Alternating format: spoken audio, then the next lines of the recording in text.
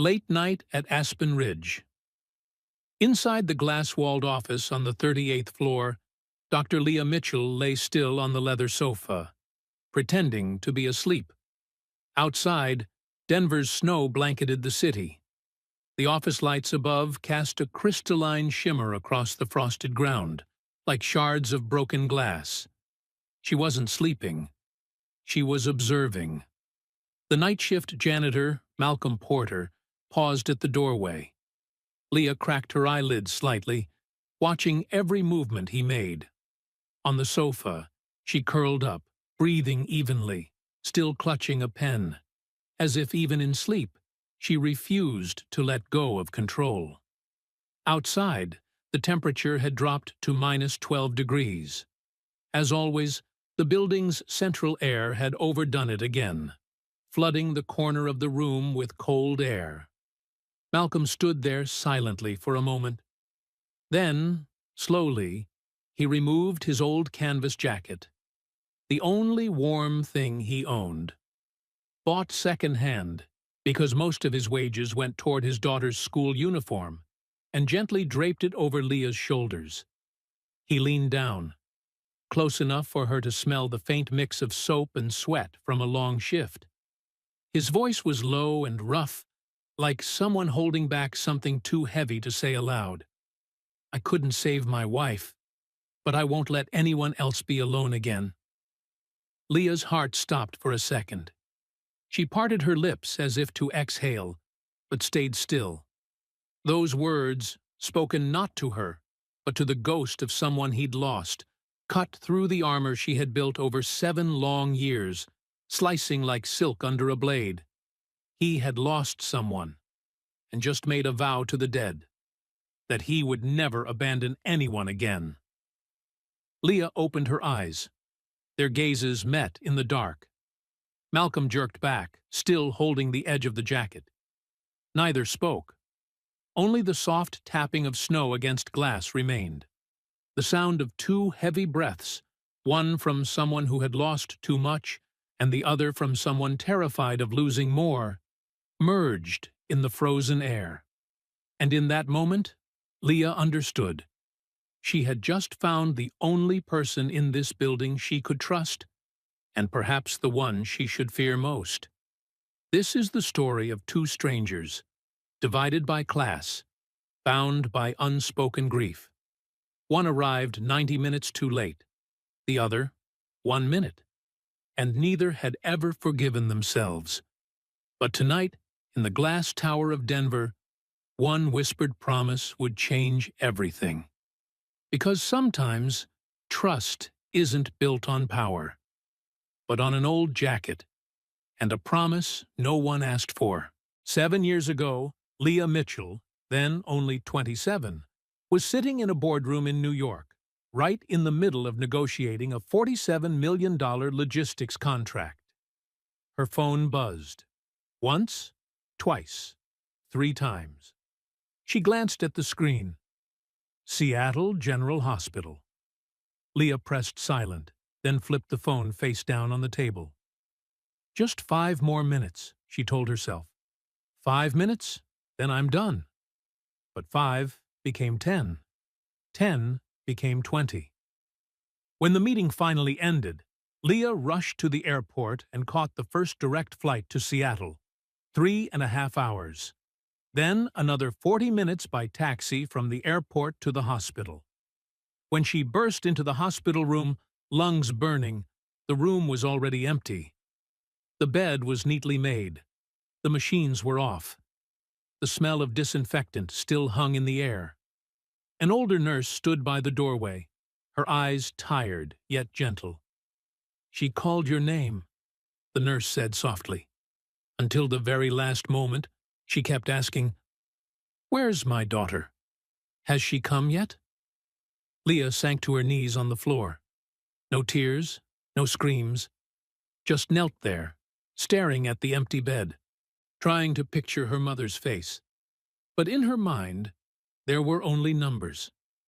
$47 million. 90 minutes. The price of a life. 3 years ago, Malcolm Porter was working the night shift at an Air Force base outside Denver, fixing aircraft engines. Mid-shift, his phone buzzed. A text from his neighbor. "There's smoke coming from your house." I called 911.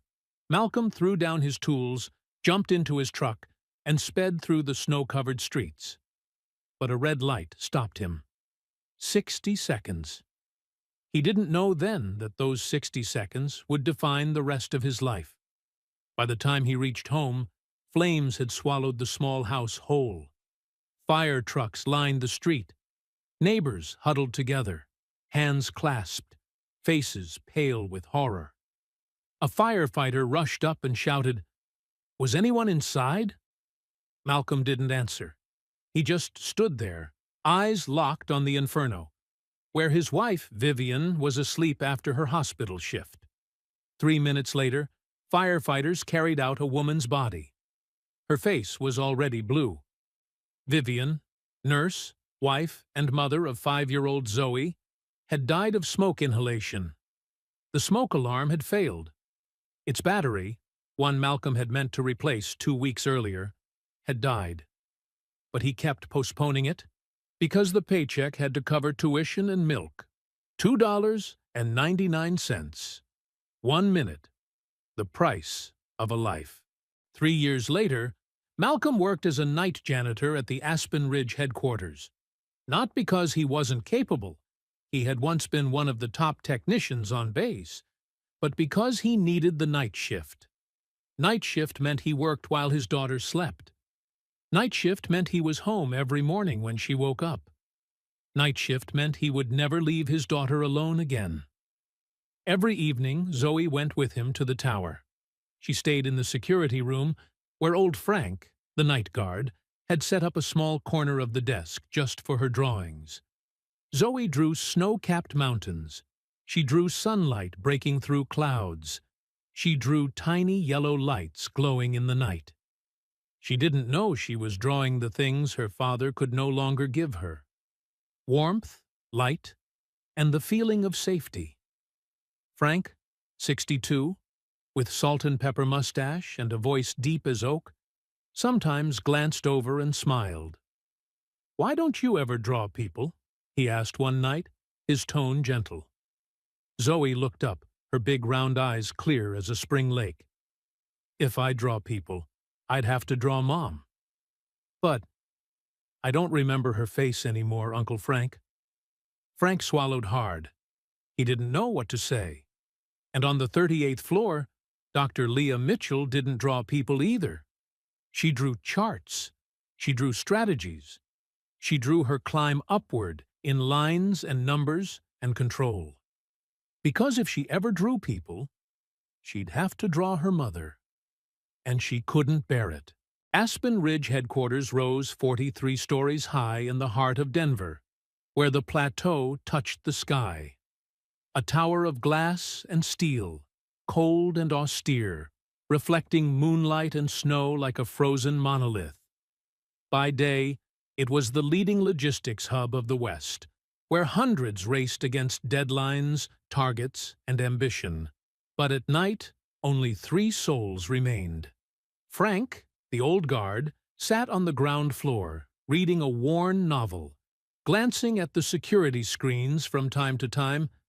Zoe, the 8-year-old, drew dreams she never dared to speak aloud.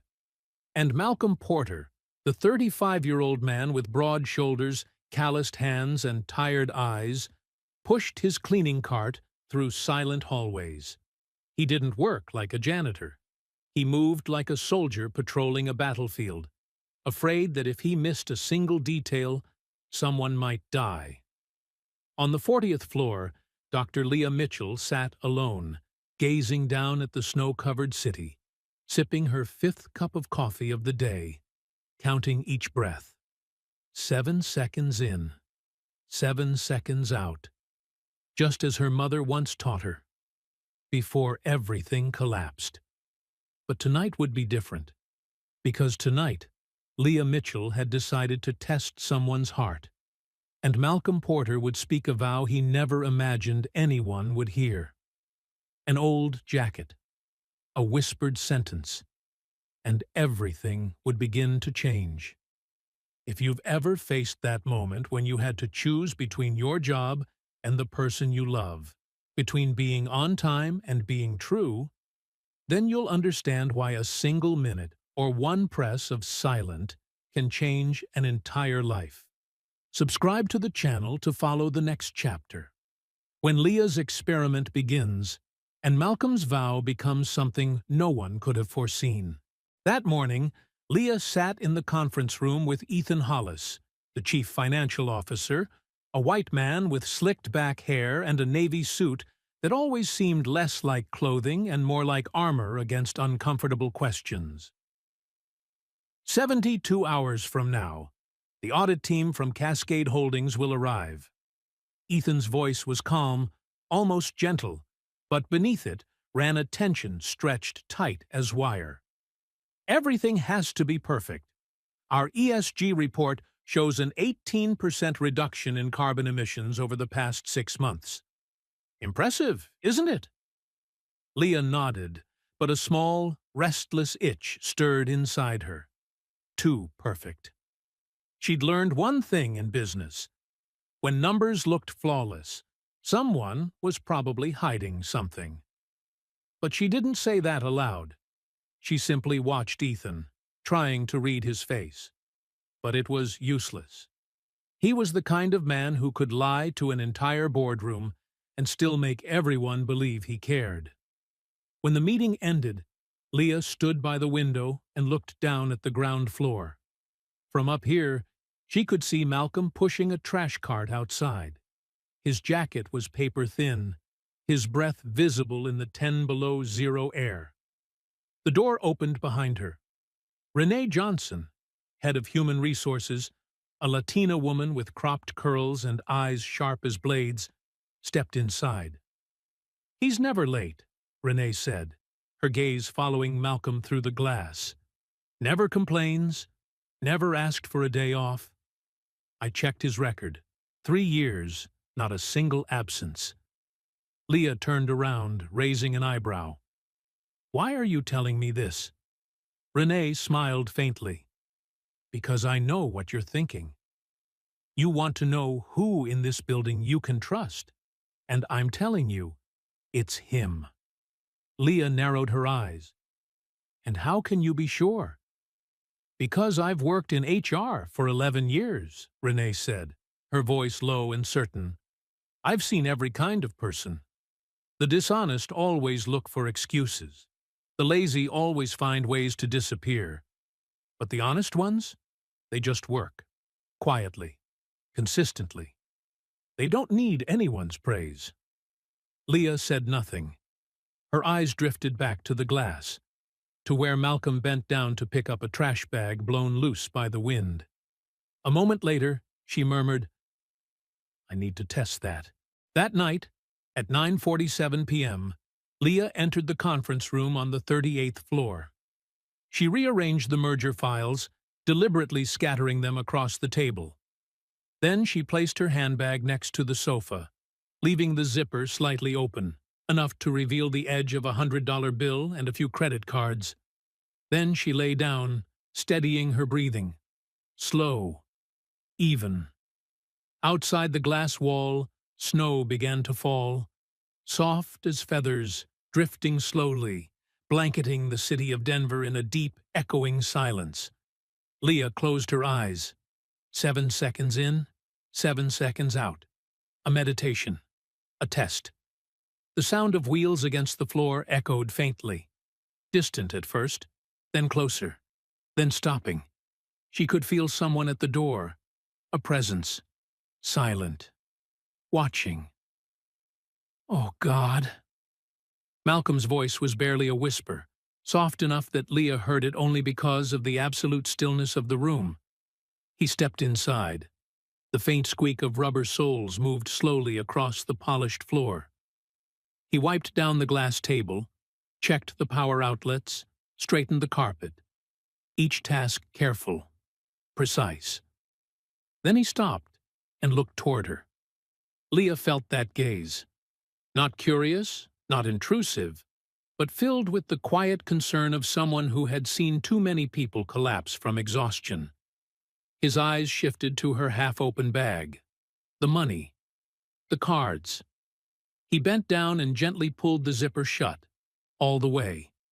Then he did something Leah didn't expect. He took off his old canvas jacket, the only one he owned, bought second-hand for $9, and draped it softly over her shoulders.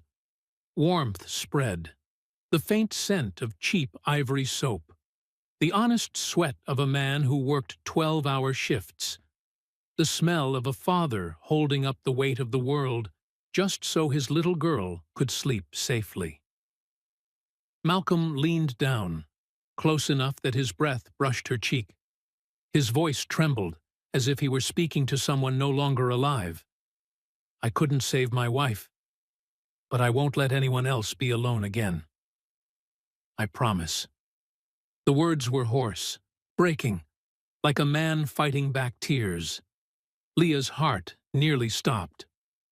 Leah opened her eyes, not the slow, hazy blink of someone just waking up, but a sudden, electric jolt, as if a current had shot through her entire body.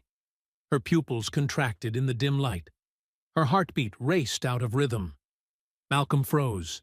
He stepped back, one hand still lifted in the air, as though he had just touched something sacred, something he had no right to touch. They stared at each other. Neither spoke.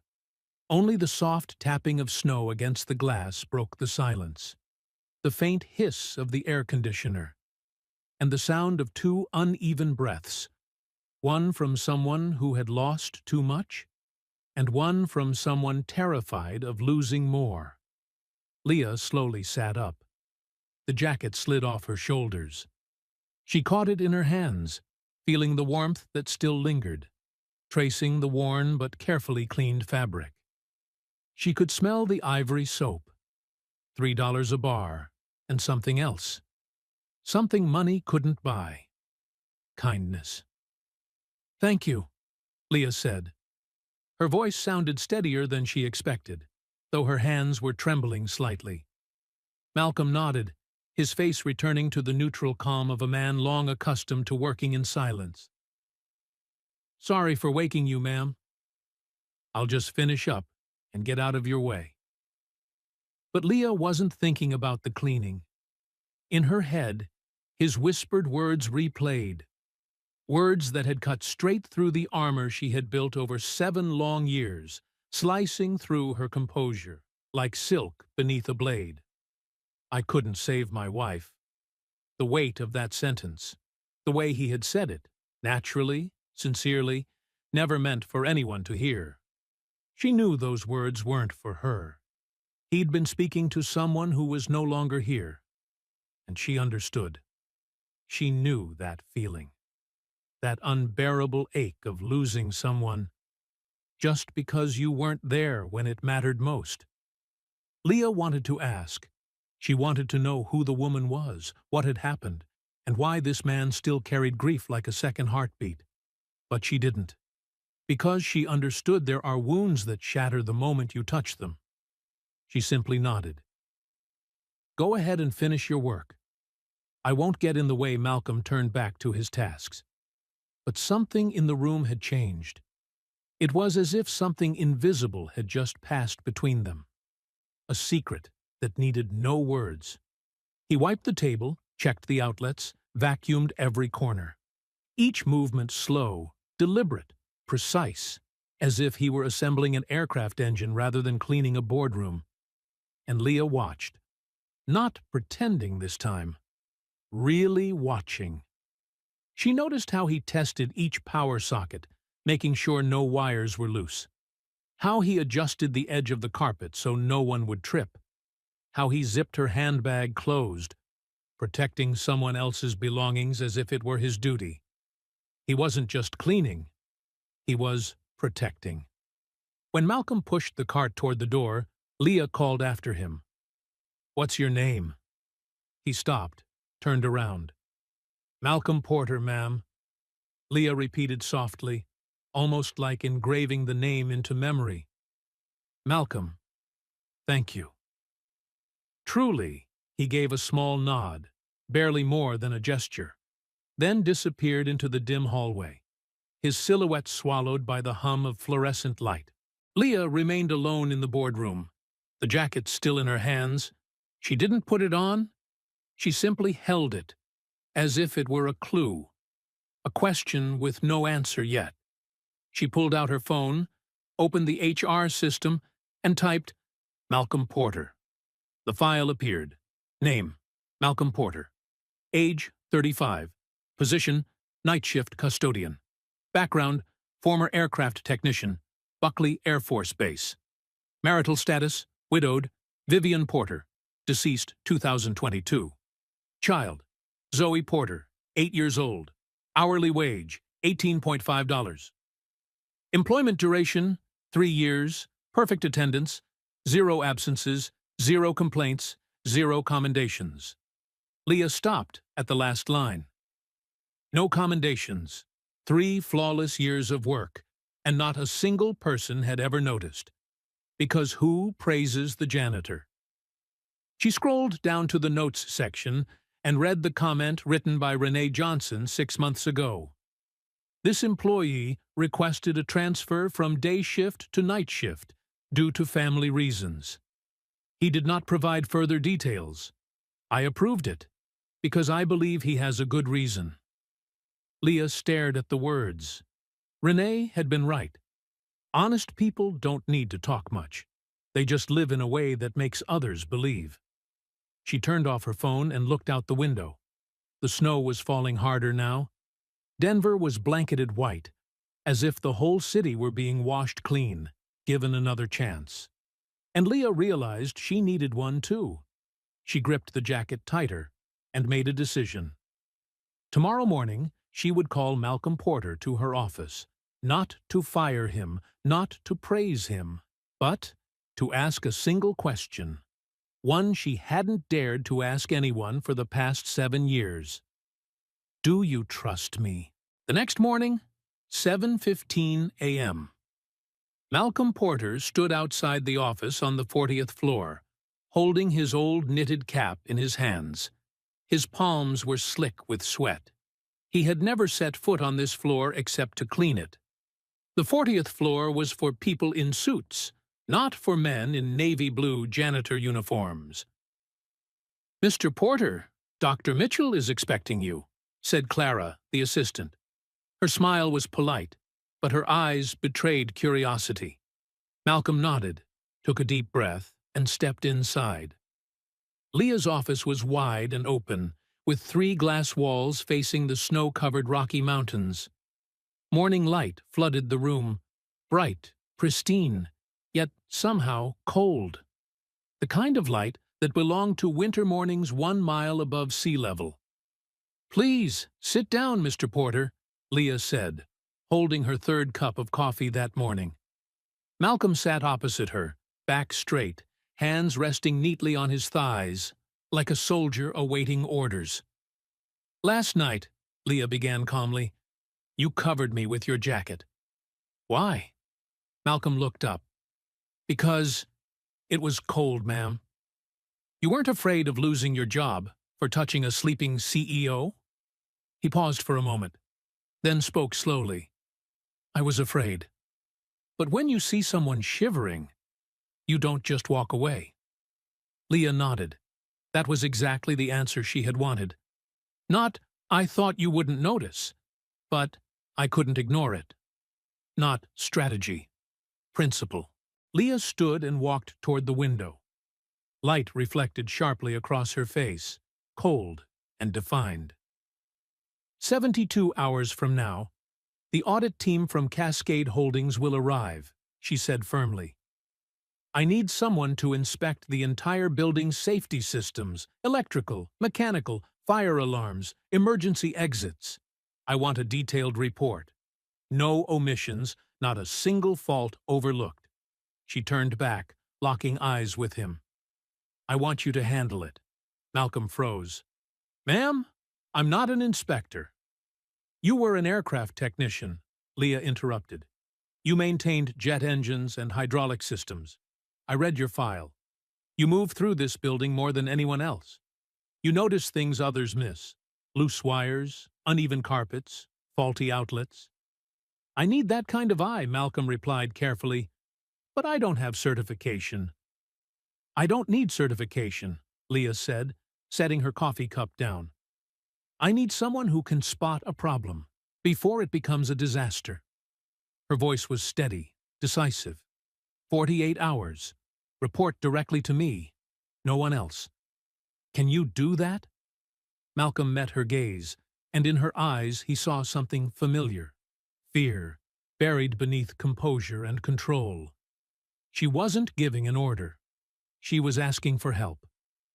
I can do it, he said firmly. But one thing must be clear. If I find something truly wrong, something that could jeopardize the merger, do you still want to know? Leah went silent.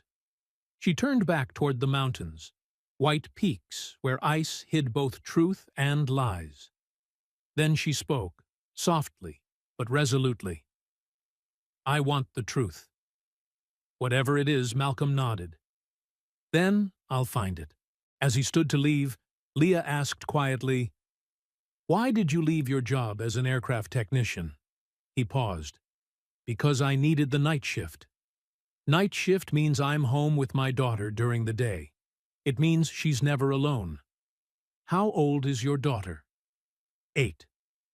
Her name's Zoe. Leah nodded gently. She understood that feeling, the ache of a child left behind, and the adult who carries that wound forever. You're a good father, she said. Malcolm didn't smile. He simply nodded once, then turned to leave. When the door closed behind him, Leah exhaled slowly. She had just entrusted her confidence and the future of 800 employees to a man she'd spoken to for the first time that morning. But there was something in the words, I couldn't ignore it, that made her believe. If there was anyone brave enough to tell the truth, no matter the cost, it would be Malcolm Porter. Outside, Renee Johnson saw Malcolm leaving the office. She opened her computer and typed a note into his HR profile. Special assignment from the CEO. Monitor progress. Reason. He's about to uncover something important. And sometimes, Leah thought, the best thing HR can do isn't to hire the right person, but to trust that the right person is already there. That night, 9:15 p.m., Malcolm Porter and his 8-year-old daughter Zoe entered the Aspen Ridge building. Zoe wore a puffy purple coat, clutching a box of colored pencils and her sketchbook in her small hands. Her cheeks glowed pink from the razor-cold wind outside.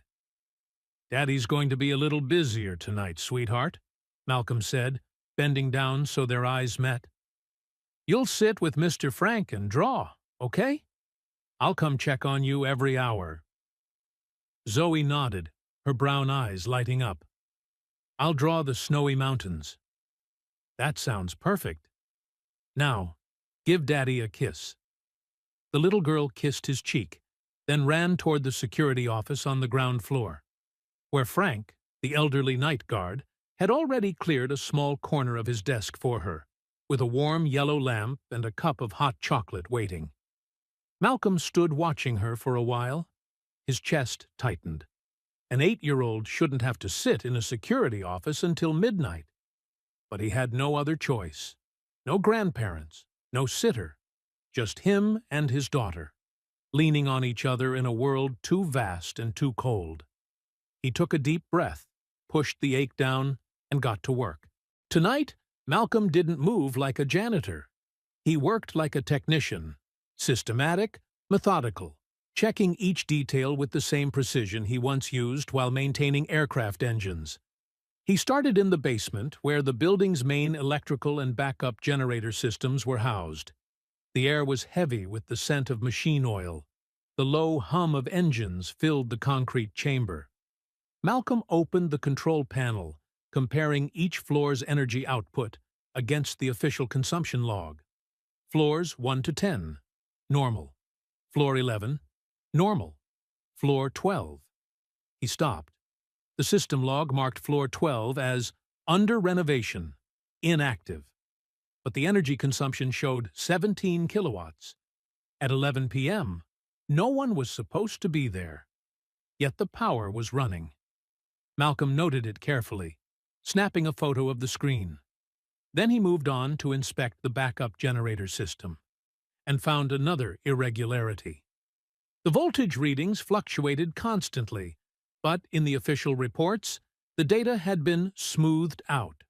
Too smooth, too perfect, as if someone had manually edited the numbers. The second night, Malcolm brought Zoe down to the basement with him. The little girl sat on the cold concrete floor while he laid his jacket beneath her like a makeshift cushion. Zoe opened her sketchbook, colored pencils ready. "What are you doing, Daddy?" she asked, tilting her head up, curious. "I'm checking to make sure everything's safe," Malcolm answered, still bent over the control panel. "Like when I used to check airplanes." "So nobody gets hurt?" Malcolm looked up. The fluorescent light cast a pale glow over her small face, her clear eyes reflecting his own image back at him. "That's right, sweetheart," he said softly. "So nobody gets hurt." Zoe nodded and returned to her drawing. She sketched the control panel in front of them. Rows of switches, indicator lights, and digital readouts. She drew with surprising precision, her small hands capturing details no adult would have thought to notice. Meanwhile, Malcolm kept working. He opened a junction box in the corner of the engine room and found freshly soldered joints. The firmware update label read 3 weeks ago, signed by an admin account not listed among the official maintenance staff. Someone had tampered with the system. From the inside, someone with high-level access. Malcolm photographed it, logged the serial numbers, and marked the location. Each piece of evidence small on its own, but together they carried the weight of something enormous. An hour later, as Malcolm was packing up his tools, Zoe tugged gently at his sleeve. "Daddy, why does that light keep blinking?" "The other ones don't." Malcolm turned around. Zoe held up her drawing. On the paper, she had recreated the entire control board, meticulously detailed. And in the lower corner, a small red indicator light pulsed rhythmically. He looked up at the real panel. She was right. A faint red light, almost invisible to the naked eye, was blinking steadily in the corner. Malcolm flipped open his old technical manual. That light only appeared when the loop simulation circuit was active, meaning the system was feeding false data into the monitoring network. He stared at Zoe. Zoe, 8 years old, knowing nothing about electricity, systems, or fraud, had just pointed out the single most important clue in the entire investigation. Malcolm pulled her into his arms. "You're so smart, Zoe," he whispered. "Daddy's so proud of you." Zoe giggled, not understanding why her father's voice trembled, but wrapped her small arms around his neck anyway. And in that moment, Malcolm realized, sometimes the truth isn't uncovered by the experts hardened by experience, but by the clear, unclouded eyes of a child who simply draws what she sees, not what adults want to believe. The next morning, 7:15 a.m. Leah slipped her leather wallet into her handbag, deliberately leaving the zipper slightly open, then accidentally forgot it on the stone bench in the ground floor lobby, right along the route Malcolm would take at 11 p.m. Inside the wallet were 5 $100 bills, 3 credit cards, and her driver's license, a total of over $500 in cash. Enough to change the life of a man earning $18.50 an hour. Leah sat in her office on the 40th floor, eyes fixed on the security feed. Not because she suspected Malcolm, but because she needed to know one thing for certain. When no one was watching, would he still be the man he seemed to be? 11:37 p.m. Malcolm appeared on the screen. He stopped in front of the bench, glanced down at the wallet, looked around. No one there. He picked it up, opened it, checking for any ID. Leah held her breath. Malcolm saw the cash. 5 seconds. 10 seconds. Then he closed the wallet, slipped it into his jacket pocket, and walked straight to the security office. "Frank, I just found Dr. Mitchell's wallet," he said calmly. "Can you be my witness?" 11:37 p.m. Main lobby bench. "I'll return it to her tomorrow morning." Frank nodded, logged the incident in the shift record, and signed as witness. Malcolm carefully locked the wallet in his personal locker, took a photo of the logbook entry, and went back to work. Leah exhaled slowly and turned off the screen. Not surprised, but relieved. He wasn't just honest, he was careful. Wise enough to protect himself with procedure, so no one could ever accuse him falsely. That wasn't naivete. That was intelligence. And principle. The next morning, 6:05 a.m., Malcolm knocked on Leah's office door, right at the start of his shift. He placed the wallet on her desk, along with a handwritten note. Found at 11:37 p.m. last night. Location, main lobby bench. Witness, Frank Morrison, night guard. Contents intact. 5 $100 bills, 3 credit cards, driver's license. Signed statement attached. Leah looked up at him. "You could have kept a little." As a finder's fee, Malcolm shook his head. "It's not mine, ma'am." "But without you, I would have lost it." "What isn't mine shouldn't stay with me, ma'am." Leah nodded slowly. He had just passed the first test. But she still had another one waiting. That afternoon, 5:30 p.m., Leah sent a sudden message. "Need immediate power load check on floor 22. Report before 7 p.m. Urgent." She knew Malcolm picked up Zoe from school at 6. She wanted to see what he would choose. Work or family? 5:42 p.m., her phone buzzed. "Dr. Mitchell, I'll pick up my daughter at 6 and return by 6:45. Report ready by 7:30. I'm sorry I can't meet the exact deadline, but I can't leave my child waiting." Leah read the message carefully. No excuses. No empty promises. Just truth. "I'll put my daughter first, but I'll still get it done 6:45 p.m. Malcolm was back at the building. Zoe sat in the security office doing homework under the warm glow of a desk lamp. 7:28 p.m. The report arrived. Complete. Accurate. On time. Leah read it and replied, "Thank you. You keep your word." A minute later, Malcolm's message came. "I couldn't keep my word to my wife, but I'll keep it to my daughter." "And to you." Dr. Leah stared at the words for a long time. He wasn't perfect, but he was honest about his imperfections, and he always did what he said he would. Sometimes that was enough. Tuesday morning, 6 a.m. Malcolm appeared at Leah's office door, holding a thick folder. He set it on her desk without a word, stood upright, serious, like a soldier delivering a mission report. Leah opened it. Inside were 47 pages of documentation. Photos of control panels, power consumption charts, firmware update timelines, and digital signatures from an admin account that didn't match the official staff list. And at the end, a single, chilling conclusion. The building's energy system has been altered to generate falsified reports. Actual power consumption is 18% higher than reported. Firmware updated 6 months ago, exactly when merger negotiations began. If an independent audit reviews the data, the entire deal could collapse. Leah's face drained of color. "Does anyone else know about this?" "No, ma'am. You said to report only to you. Good. Keep it that way." She looked up, really looked at him. The man standing before her had just handed her a live grenade with the pin pulled. He could have hidden it. He could have sold it. But he brought it straight to her.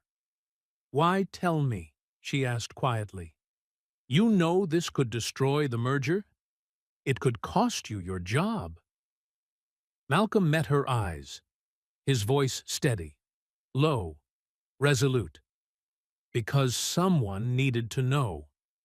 And because you asked." Leah sat alone in her office, Malcolm's report spread open across her desk. Outside, the snow was falling hard. Denver lay buried under white silence, so still it felt almost alive.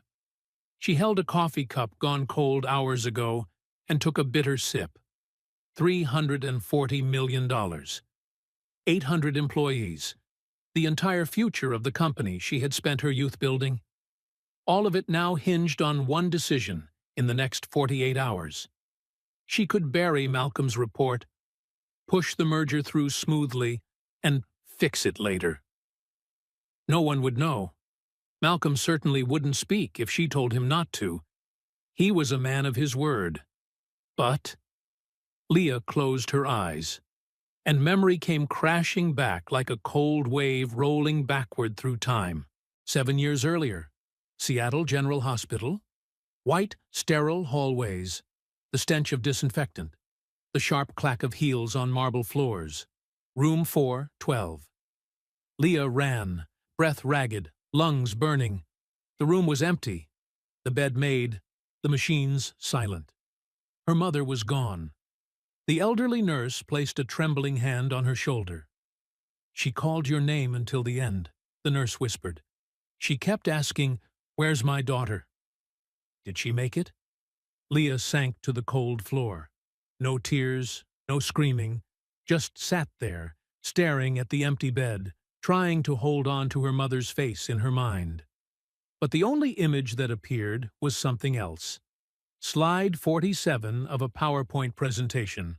Projected revenue growth. $47 million. 90 minutes. One contract. One life. And the worst part, she had made the right choice. By business logic, that contract had saved the company. Saved 200 jobs. But her mother had died alone.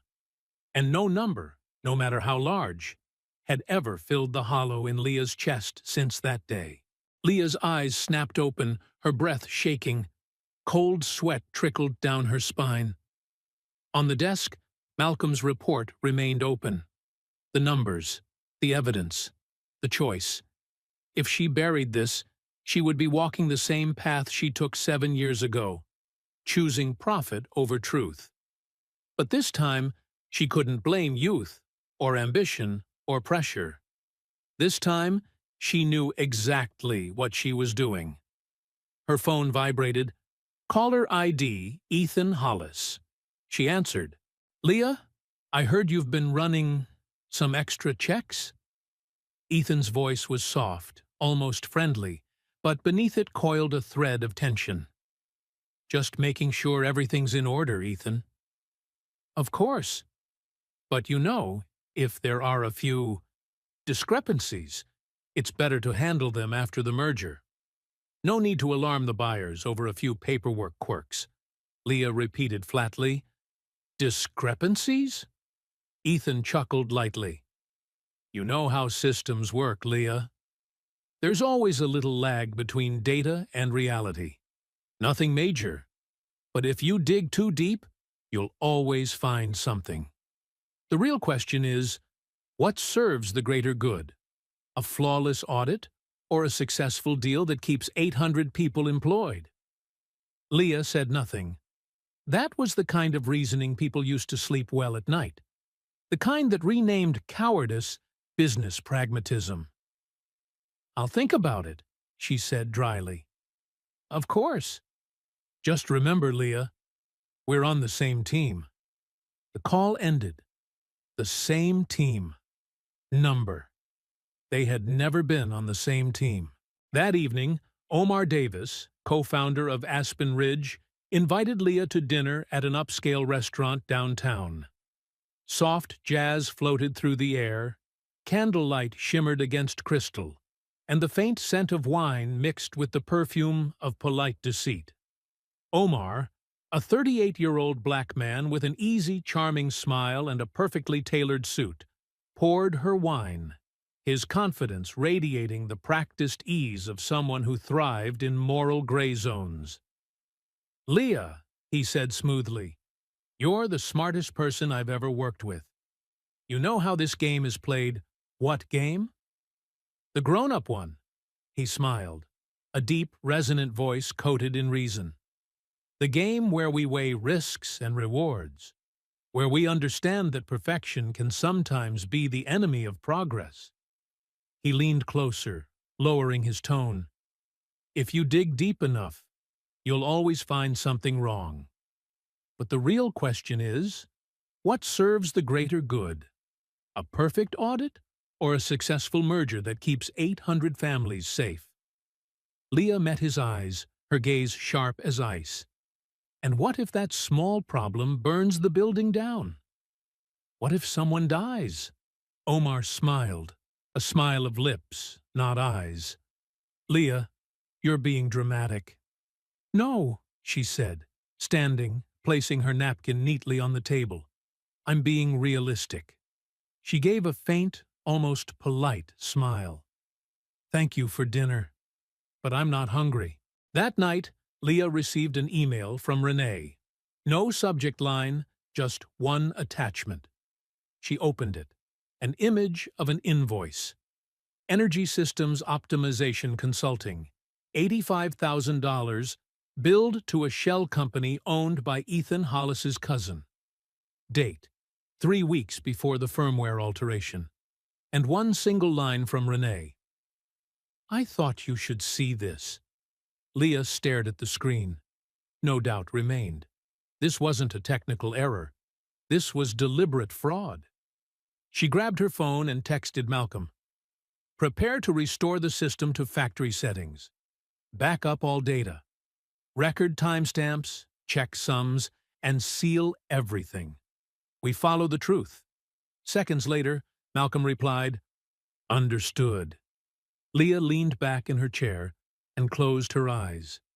For the first time in 7 years, her heart felt lighter. Not because the road ahead would be easy, but because, finally, she was choosing right. That night, 10:45 p.m., Malcolm Porter and a trusted security technician, a young man named David, arranged by Renee, were working in the server room deep in the basement.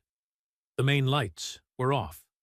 Only the cold blue glow of monitors lit their faces, with the occasional flicker of a flashlight across dense webs of wiring. "How much time do we have?" David asked, fingers flying across the keyboard. "Until 6 a.m., Malcolm replied, without looking up from the circuit board. "Before the day shift starts." David nodded, his voice quiet but steady. "I'm backing up the entire server log. SHA-256 encryption, time-stamped from an independent server. If anyone tampers with it later, we'll know." Malcolm photographed every replaced solder joint, every reattached firmware label, every wire the wrong color. He worked like he used to on aircraft engines, meticulous, precise, zero tolerance for error. Because he knew one overlooked detail could be the difference between life and death. "All done," David murmured, eyes bright in the glow of the screen. "With this, we could take it straight to court." "You ever work for the FBI?" Malcolm smiled faintly, shook his head. "I don't work for the FBI. I work for the truth." On the 40th floor, Leah and Renee sat across from each other, a massive whiteboard between them. They were mapping out a 3-step plan.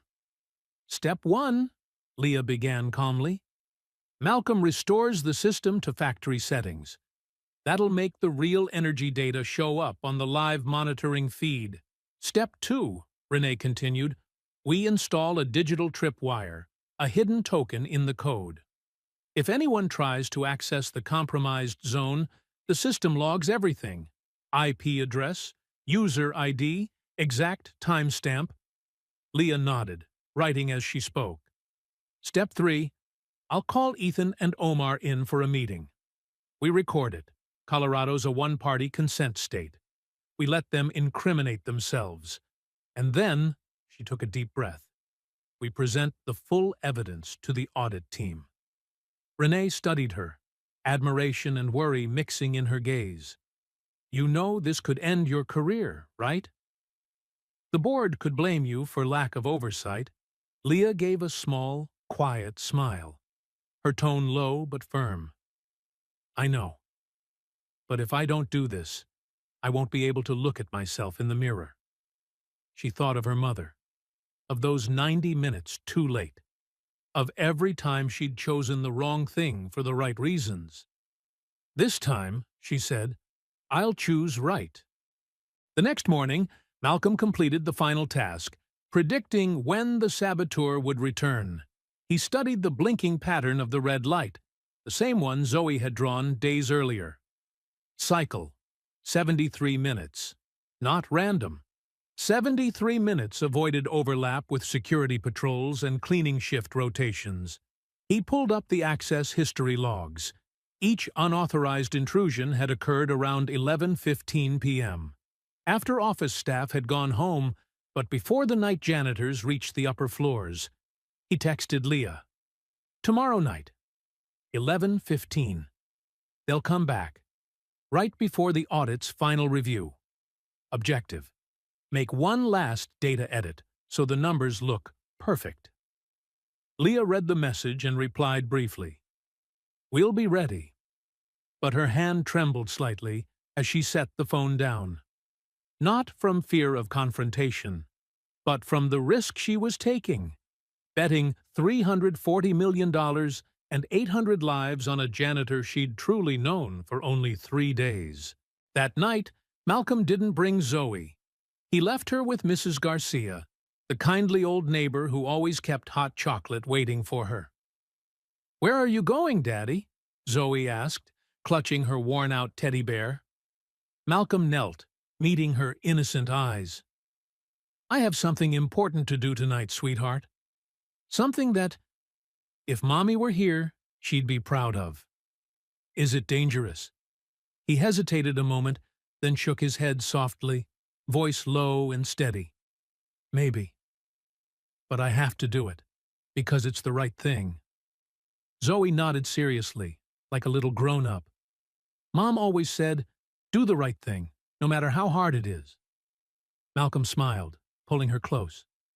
That's right, baby. She did. He kissed her forehead, then drove off into the frozen night, toward Aspen Ridge. In his jacket pocket, a mini fire extinguisher, a respirator mask, a high-powered flashlight, and in his heart, a whispered promise to the woman he'd lost. Vivian, I won't let anyone die tonight. I promise. 10:30 p.m.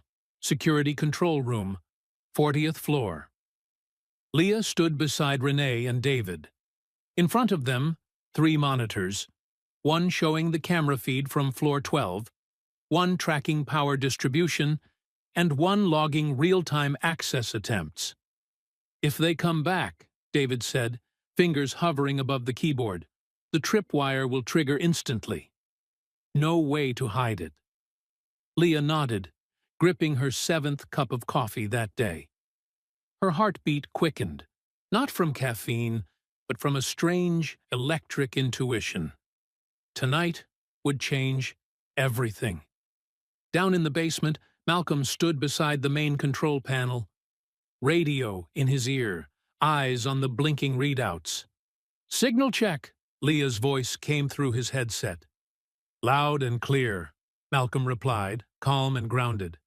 I'm ready. The clock ticked. 11 o'clock, 11:10, 11:14. Then, on the floor, 12 camera feed, a shadow appeared at the hallway entrance. Dressed in black, hooded, moving fast, efficient, like someone who had done this before. Renee whispered, They're here. Leah tightened her grip on the microphone, her voice low, steady, every word deliberate. Malcolm. Showtime. And in that instant, the line between janitor and hero vanished, reduced to a single press of a button. That night, for the first time, Aspen Ridge was about to be lit by the truth. 11:16 p.m. The fire alarm screamed from the 12th floor, shrill, piercing, slicing through the night like a blade. Malcolm was in the basement when he heard it. Not a false alarm. Real fire. Acrid smoke snaked through the vents, stinging his lungs. "Leah!" he shouted into the radio. "It's real! Fire on 12! I'm heading up!" Leah's voice crackled back, urgent. "Malcolm, wait for the firefighters!" But he didn't wait. He grabbed a fire extinguisher, pulled on a respirator mask, and sprinted up the steel staircase, each footstep echoing like thunder through the blaring alarm. From the surveillance screens on the 40th floor, Leah saw thick black smoke billowing from the electrical room on 12. A lone figure, Omar Davis, was inside, frantically trying to dismantle an illegally wired voltage regulator. David shouted, "He's trying to destroy the evidence!" But the circuits overloaded. The transformers about to blow. Leah's command was instant. "Evacuate the building. Now." The emergency alarms roared through all 43 floors. Night shift workers, around 30 in total, poured into the stairwells in panic. But while everyone ran down, one man ran up. Malcolm Porter, running straight into the fire. The 12th floor was a choking cloud of smoke. Heat rose fast. The walls themselves seemed to breathe. Malcolm flicked on his flashlight. A thin yellow beam cut through the suffocating haze. "Anybody here?" he shouted. A faint cough answered, somewhere ahead. He ran toward it, the electrical room. Omar Davis lay slumped beside the breaker cabinet, still clutching a screwdriver, face pale and slick with sweat. Flames had spread from the transformer to the file cabinet, then to the carpet. Omar looked up, terrified when he saw Malcolm. "Porter, help me!" Malcolm froze. 1 second. Just one. Before him was the man whose greed and deceit had nearly destroyed the lives of 800 people. But through the smoke, another image flashed in Malcolm's mind. 3 years earlier, a small house on the outskirts of Denver. Fire devouring everything, the photos, the walls, the woman he loved. Malcolm tried to rush in, but firefighters held him back. "You can't go in there. It's too dangerous. My wife's still inside." "We'll get her. Stay here." 3 minutes later, just 3 minutes, they carried Vivian out. Her face was purple, her body still. Malcolm fell to his knees in the snow, cradling her, screaming into the cold night. "1 minute, Vivian! Just 1 more minute. Why couldn't you wait for me?" But smoke doesn't wait.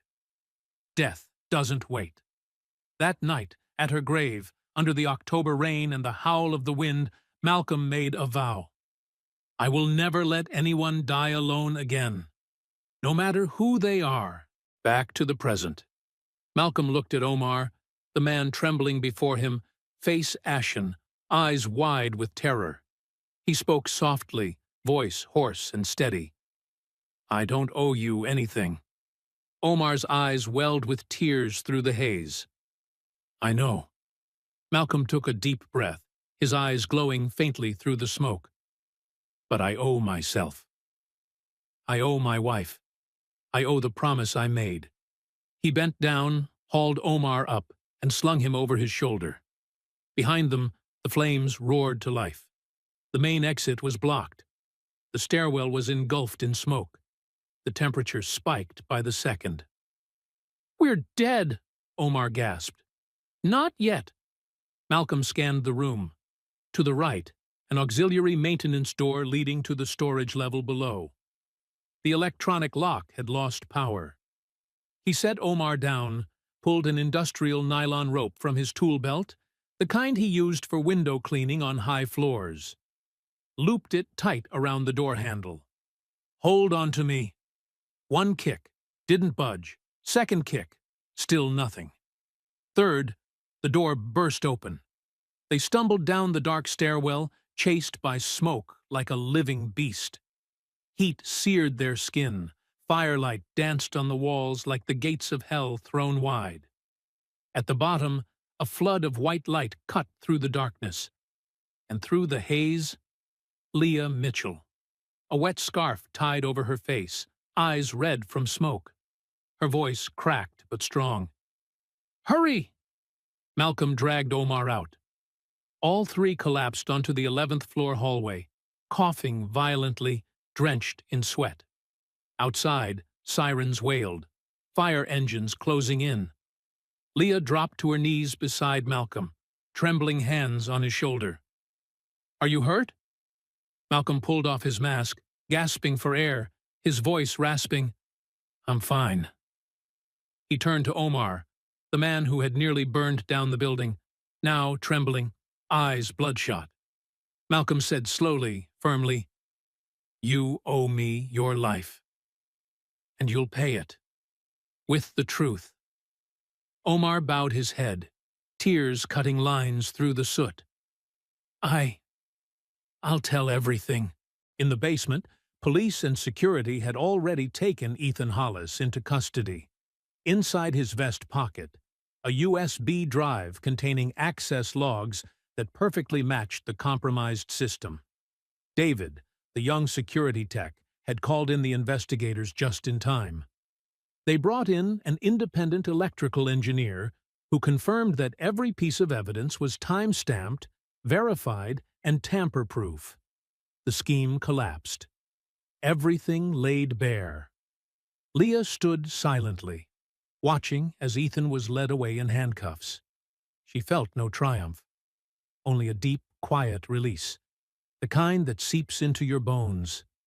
She had chosen the truth, and truth, however costly, was the only thing that allowed her to look in the mirror without lowering her eyes.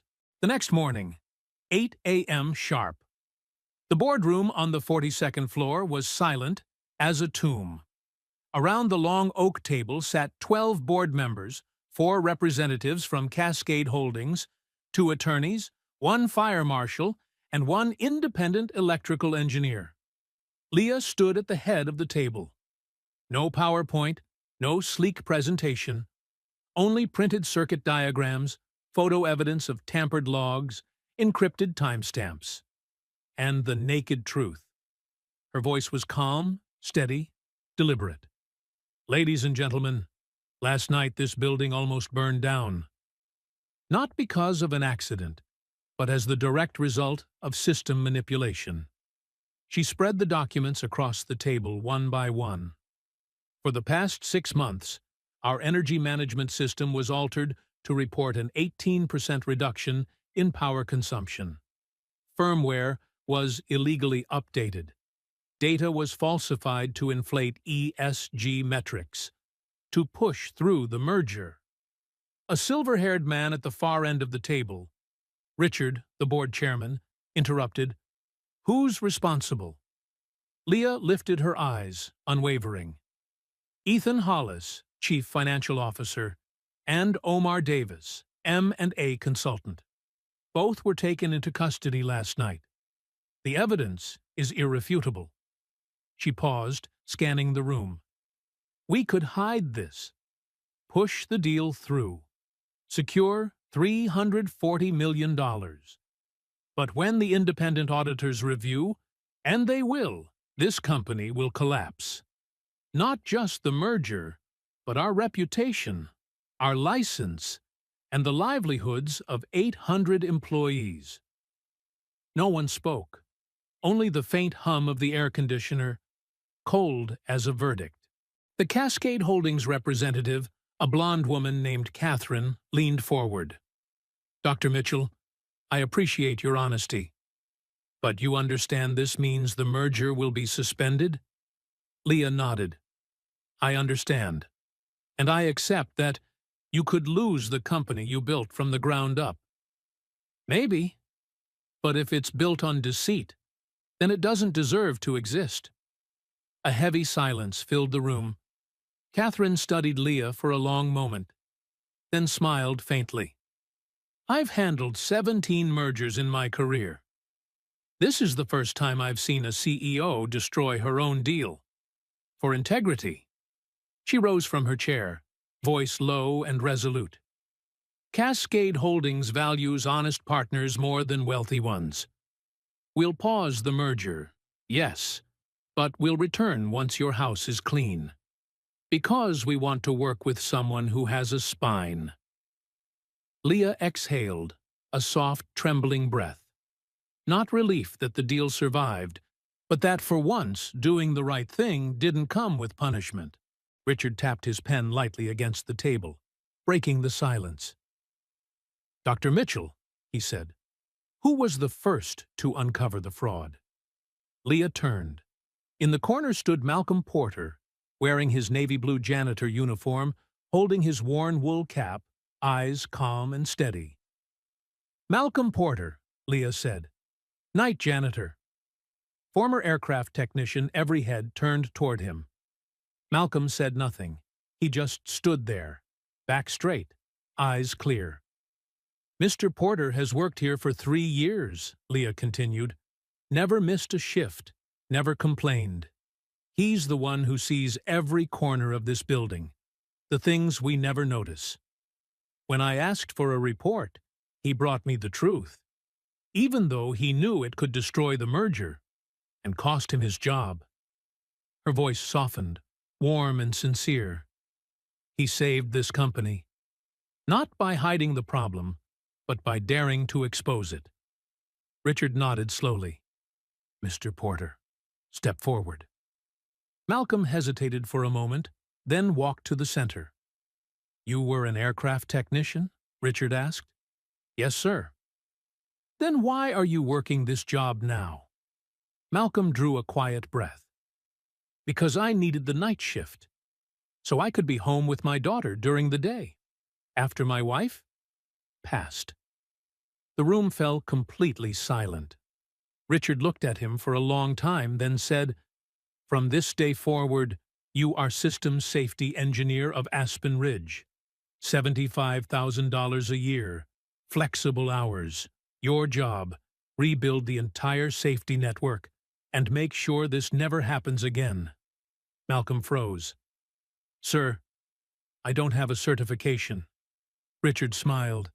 You have something more important than a certificate. You have a conscience. The meeting ended. Leah and Malcolm stood side by side at the glass wall of the 42nd floor, gazing at the Rocky Mountains glittering under the morning sun. You saved my life last night, Leah said softly. Malcolm's voice was low, steady, warm. You saved mine, Doctor. You believed in me when no one else would. They stood in silence for a while. Then Leah whispered, almost to herself, I lost my mother 7 years ago. I was 90 minutes late. Because of a meeting, Malcolm turned toward her, his expression gentle. Since then, Leah went on, I've been terrified of losing control. I thought if I worked hard enough, planned perfectly enough, I could stop loss from happening. But I can't. Malcolm nodded, his own voice trembling slightly. Same here. I was 1 minute late. My wife died because the smoke alarm failed. I was supposed to replace the battery 2 weeks earlier. $2.99. Leah looked at him, eyes glistening. 90 minutes. 1 minute. Doesn't really make a difference, does it? We were both too late. Malcolm nodded. Yes, but this time, we weren't. Not for someone else. Leah laughed softly through her tears. The first real smile she'd shown in years.